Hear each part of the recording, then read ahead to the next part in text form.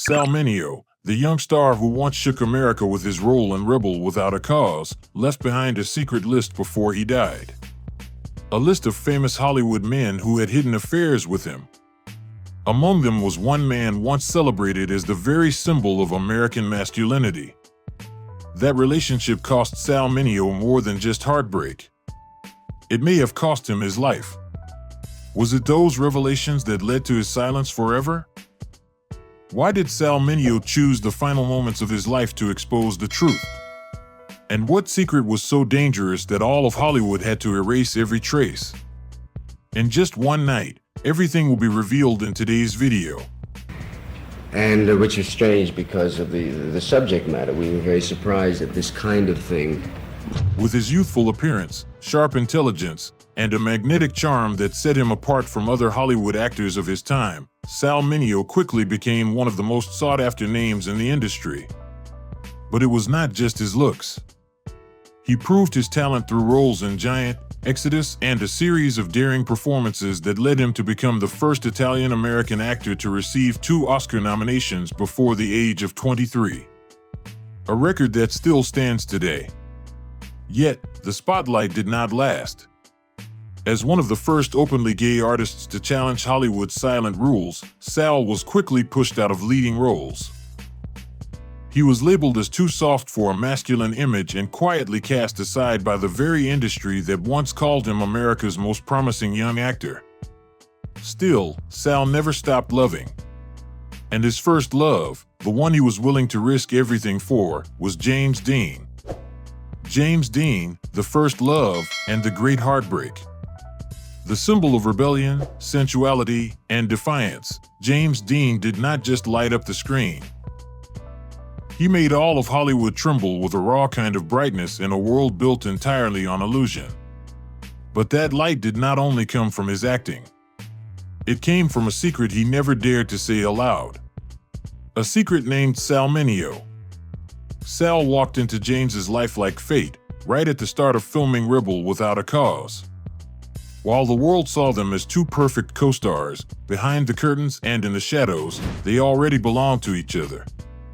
Not the kind of belonging you read about in magazines, but the kind lived in the dark nights at the Beverly Hills Hotel, where James once whispered to Sal, "If I die, burn all the private reels we shot, no one can ever see them." Why would a young, rebellious man at the peak of his career say such a thing? Because James Dean knew all too well. In Hollywood, one headline could end everything. And then, James Dean became the victim of the very prophecy that haunted him. One day, he received a death threat.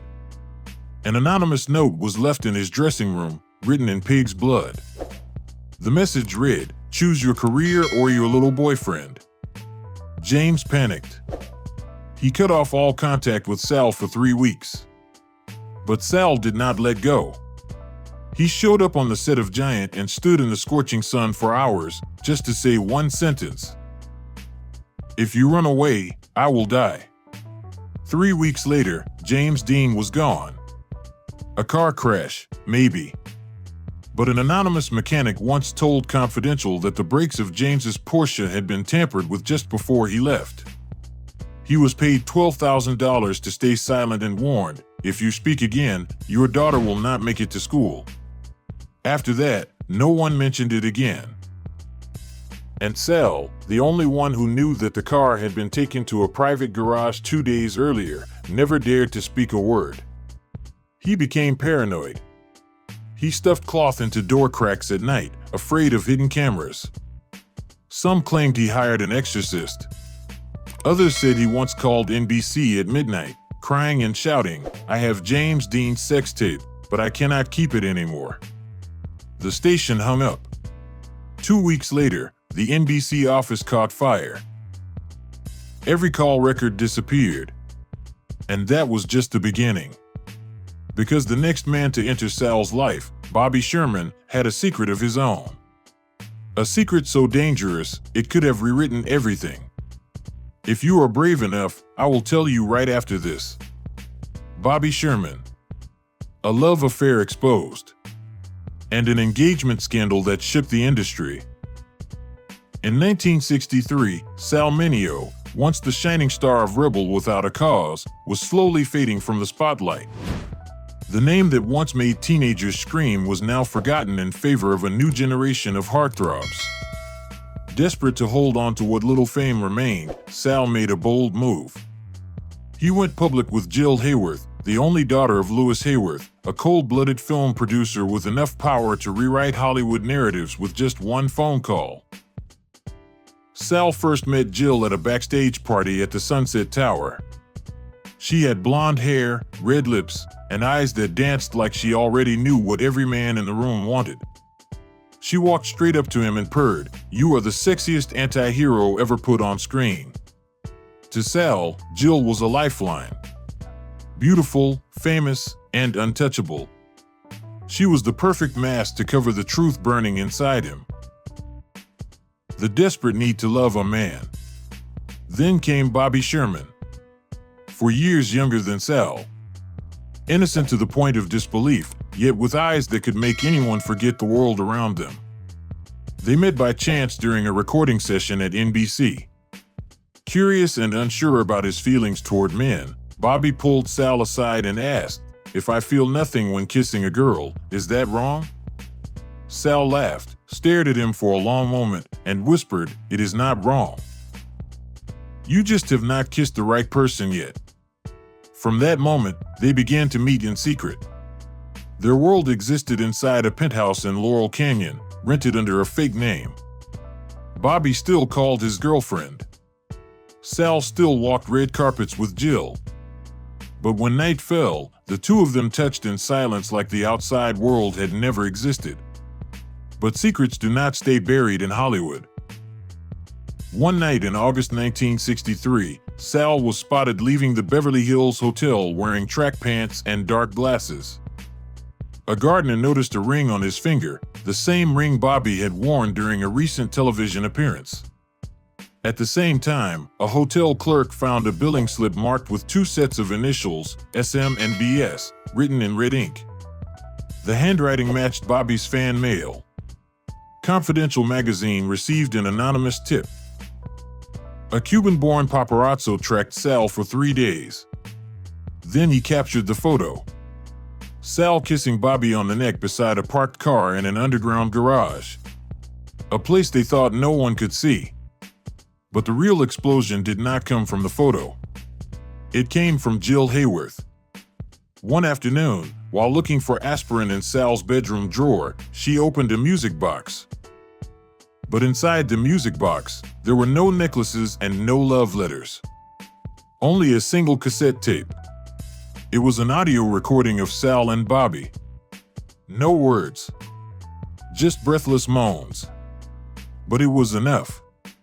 Enough to make Jill smash the tape recorder on the floor and scream as if she had been betrayed by both man and God. She did not slap him. She did not tear up photos. Instead, she quietly mailed a 4-page letter to the Los Angeles Times. Enclosed was a copy of the tape. She titled it, "I am Sal Mineo's fiancée, and I heard him love a man." The story hit newsstands on a Monday morning like a nuclear bomb. Paparazzi swarmed Jill. One photographer caught her in her car, hands slamming against the steering wheel, silently sobbing in a parking lot. Within days, Sal's career was annihilated. 2 film contracts were canceled. A Broadway musical and a national talk show deal disappeared within 72 hours. Bobby Sherman did not escape either. His manager forced him to sign a document denying any emotional connection to Sal Mineo. Bobby agreed, but only on one condition. All recordings and photographs had to be destroyed. One copy of the tape was burned in the sink of a studio at Universal Records. The original copy, no one knows where Sal hid it. And then, he vanished from the spotlight. A month later, he was seen alone at a bar near the San Pedro Pier, staring blankly and scribbling Bobby's name over and over on napkins. When the bartender asked, "Still love him?" Sal answered softly, "Love? I still dream of him." Bobby moved on. He reappeared with a new girlfriend and told the press, half joking, "I love music, not men." The public laughed. Hollywood forgave. Bobby's career survived. Sal was left behind. With a ruined name. With the sound of a voice he could never forget. And with a rumor darker than anything the tabloids had printed. That Sal had one more lover. More powerful than Bobby Sherman. More dangerous than even James Dean. His name was Paul Newman. And if that secret ever came out, it would not just end one career. It would bring down an entire empire. Are you ready? Because what comes next is not love. It is war. 3. Paul Newman. A secret relationship that could never be revealed. It all began with whispers in 1960, during the filming of Exodus in Beverly Hills. Paparazzi from The Hollywood Reporter began to notice something unusual. Paul Newman, the reigning male icon of America, was regularly seen visiting a modest apartment on Benedict Canyon. But what raised even more suspicion was the fact that Sal Mineo had often arrived there just minutes before. At the time, Sal was struggling to reignite his fading stardom after the fame of Rebel Without a Cause. Meanwhile, Paul Newman was at the very height of his career. A model husband. A beloved father. The face on magazine covers with a smile as flawless as his piercing blue eyes. No one suspected any real connection between them. That is, until June 1961, when the National Enquirer leaked a shocking story. Paul Newman secretly meets with a male actor who once co-starred with James Dean. There were no photos and no names. But insiders whispered that Italian reporter Marco Allegri had seen Newman and Sal drive off in a silver Pontiac, disappearing into a secluded parking lot behind the Beverly Hilton. Immediately after the article, The Hollywood Reporter lined up an exclusive interview with Sal. Editor Richard Porter later confirmed that Sal admitted, "Paul was the one I loved most. And in that moment after filming, I had never seen anyone look at me the way he did." But the story was never published. 3 hours after the article was submitted, Warner Brothers sent a cease and desist letter. They threatened to pull all advertising deals if the article ever went to print. 2 hours later, the piece vanished from the newsroom system. That same day, Sal's phone lines went dead. Over the next 3 weeks, the newsroom was quietly purged of junior staff. Sal was confused. He tried calling Newman. There was no answer. He sent a letter. No reply. The only response came in the form of a folded slip, hand-delivered by an unnamed assistant. It read, "Do not mention me or us." Signed, P. But the most haunting evidence was not a photo. It was a tape. According to a source at Paramount, Sal recorded their final phone call. In it, Sal pleaded to make their relationship public.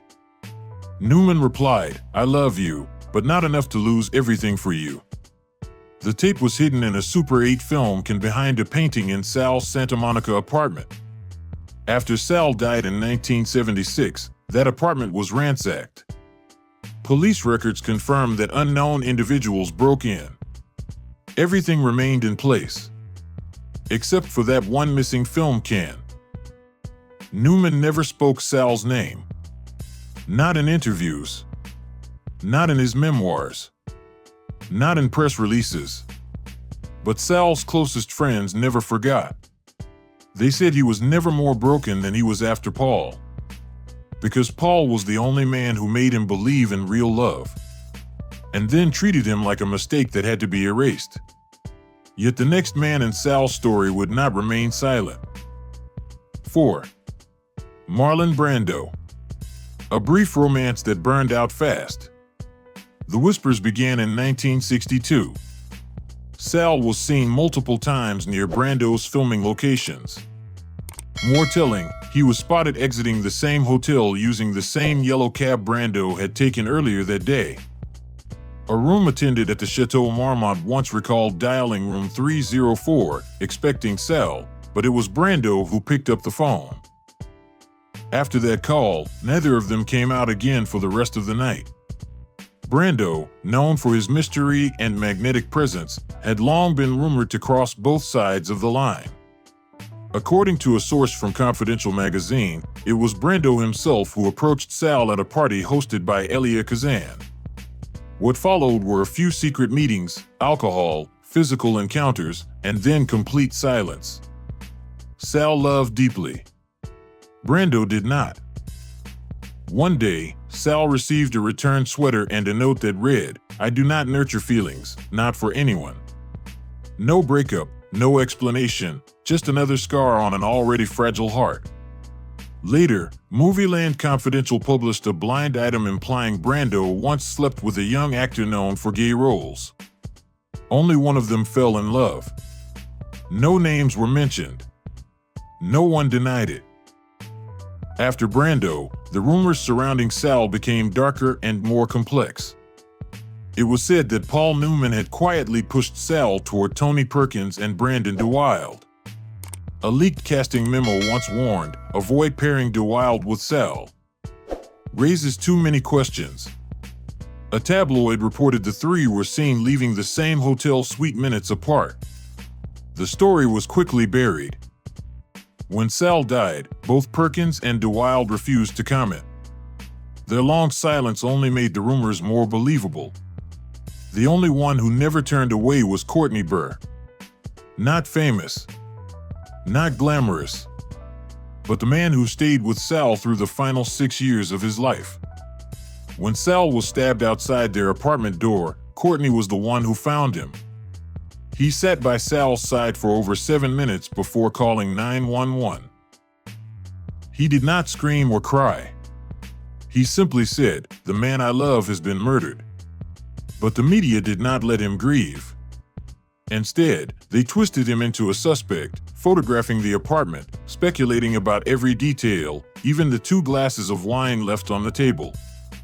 No one asked how he had helped Sal through panic attacks.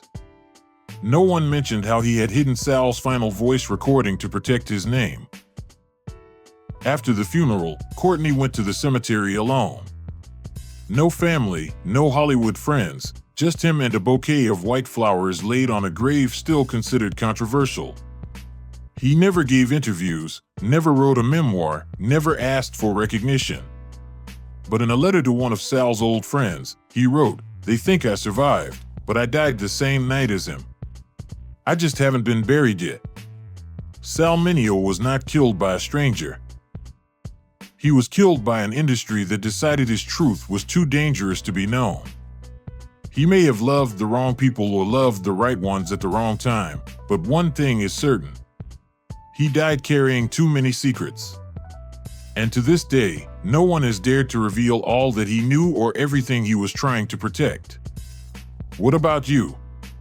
Do you believe Sal's death was a random robbery or a quiet cleanup by an entire industry? Share your thoughts in the comments. And do not forget to like, share, and subscribe, because more truths are buried under the dust of Hollywood.